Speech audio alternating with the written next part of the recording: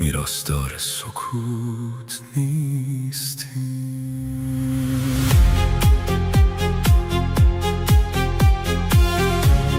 ما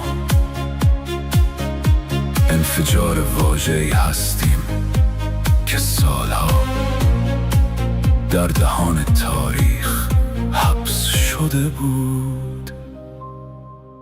این صدا دیگر خاموش نمیماند.